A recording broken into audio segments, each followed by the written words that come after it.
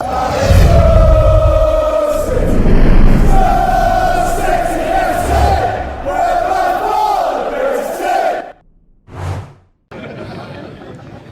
was no Delilah in your day, was there?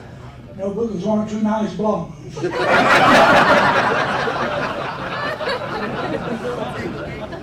The second oldest player, 83, made your debut in 1949. Can you remember? I think it was 48, wasn't it? No, 49. But don't forget to weigh all the money too, that's it. Just lift your mic up a little bit, Don, right to your lips. I don't like kissing the mic. Do you remember Sunderland, Victoria Ground? Yes, I do. And what a crowd. Over 41,000. 19 years of age. How did you feel going out to face all that crowd? It never bothered me, to be quite honest. There was nobody there. I just concentrated on the field, and Neil Franklin was there. He was telling me what to do. So I just did as I was told. Well, that's one thing I was going to mention too, because Neil Franklin was in that team that afternoon. Yeah. And that was his last season before he went to Bogota. That's right. What was your impression of Neil Franklin as a player? Number one. Absolutely fabulous. You know, and a nice bloke. He was my mate. I couldn't have had a better friend. He made a big mistake though, didn't he, by going to Bogota? He flaming did, yes. Yeah. Many people say that Billy Wright, and Sludge won't be happy with this one, but Billy Wright would never have got 100 caps for England if Neil Franklin had been available for selection. I don't think so, but he was a great player.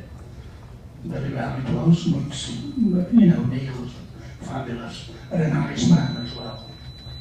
And as far as other players are concerned, Frank Mountford was in that team that afternoon and he became Stoke's trainer. Oh yeah, I mean, you won Frank in your side. He was a good footballer, but anything above the grass, oh dear. And Johnny Sellers. Good player, a good club man. Yeah. And a good inside forward in Frank Bowyer. Well, one of the best in my mind. You know, good control of the ball, not particularly fast, but knew what the game was all about. You know. And when you went to Stoke, I should imagine, what, 1947, 48 as a youngster, Stanley Matthews had just gone. You would have remembered him though before he went in 47, wouldn't you, as a young person there? Yeah. What aura had he got around the Victoria Ground? Well, he was number one. You know, I mean, what Stan said, that was it.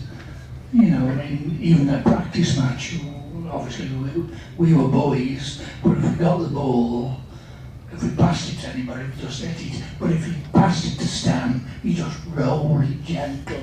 He didn't want to upset him. Well, you were a striker to start with, but then you went to fullback, didn't you? Which one did you really prefer? Centre forward. They said I was going to play for England and all that. And then, of course, I tweaked my knee. So I proved for 10 years on one leg. Well, you did say on one occasion that you picked up an injury. You were at home on Friday and not expecting to play at all on the Saturday. Right. You were in the reserves at the time, who were away, but then you got a telephone call Saturday morning. I don't think I got a telephone call. You got a message? No, I think they were going to Bolton, the reserves were. Yeah, right. So I reported, because we hadn't got cars in them days, you know. I mean, I'd walk from Chesterton to the old Victoria Ground, you know, and then we catch the bus back. But I just got to the ground, and this is one of my happiest days, because I'm not a gambler, but I'm going to get there, and and it was about 12 o'clock, something like that, and we were going to Bolton, and Bob McGorry come in and said, there was a couple of words yesterday, you have to hang on. So I said to Franklin, what are you doing? Because I mean, I couldn't walk back to Chesham, you know. He said, I'm going to the dogs. So we went to the dogs on the street, and this is the perfect truth. I backed every winner there, all but one. I didn't have a bet on one race, couldn't make my mind up. I think I only won about 20 quid, but I backed every winner. They all thought I was a gambler. Well, Johnny King arrived when you were there, didn't he, in 53? Yeah.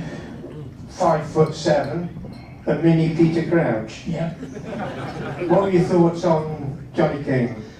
Well, he was a good ball player, and nice fella, you know. But he'd have never got in the police side if I'd have been fit.